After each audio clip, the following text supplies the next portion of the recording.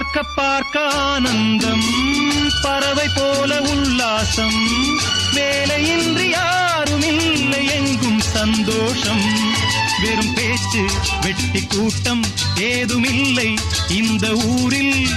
கள்ளம் கபடம் வஞ்சகமின்றி கண்ணியமாக ஒற்றுமை உணர்வுடன் வாழும் சிங்கப்பூர். அக்கரை சீமை அழகினிலே மனமாட கண்டேனே புதுமையிலே